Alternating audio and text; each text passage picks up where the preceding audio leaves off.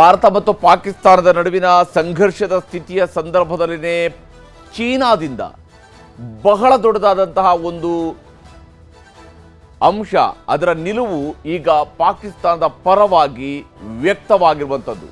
ಪಾಕಿಸ್ತಾನವನ್ನು ತನ್ನ ಎಲ್ಲ ಸಂದರ್ಭಗಳ ಸ್ನೇಹಿತ ಅಂತೇಳಿ ಪಾಕಿಸ್ತಾನವನ್ನು ಚೀನಾ ಪರಿಗಣಿಸಿದೆ.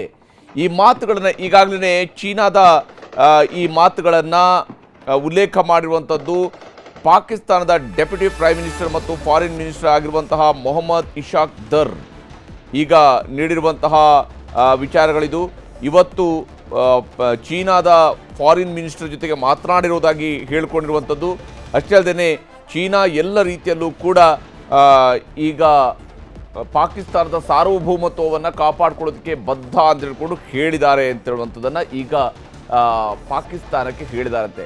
ಪಾಕಿಸ್ತಾನಕ್ಕೆ ಬೇರೆನ್ಯಾರು ಕೀ ಕೊಟ್ಟಾಗ ಅದು ಬಹಳ ಜೋರಾಗಿ ಕೂಗಾಡುವಂತಹ ಕೆಲಸವನ್ನು ಮಾಡುತ್ತೆ. ಅಂಥದ್ದೇ ಒಂದು ಸಂದರ್ಭ ಈಗ ಪಾಕಿಸ್ತಾನಕ್ಕೆ ಚೀನಾದ ಕಡೆಯಿಂದ ಸಿಗ್ತಾ ಇರ್ತದೆ. ಆದರೆ ಬಹಳ ಮುಖ್ಯವಾಗಿ ಪಾಕಿಸ್ತಾನದ ಇಂತಹ ಕೃತ್ಯಗಳ ಹಿಂದೆ ವಿಶೇಷವಾಗಿ ಚೀನಾ ನಿರಂತರವಾಗಿ ಇದ್ದೇ ಇತ್ತು ಅನ್ನುವಂಥದ್ದನ್ನು ಭಾರತ ಮೊದಲಿಂದಲೂ ಕೂಡ ಹೇಳ್ತಾ ಇತ್ತು. ಅದು ಈಗ ಮತ್ತೆ ಸಾಬೀತಾಗಿದೆ.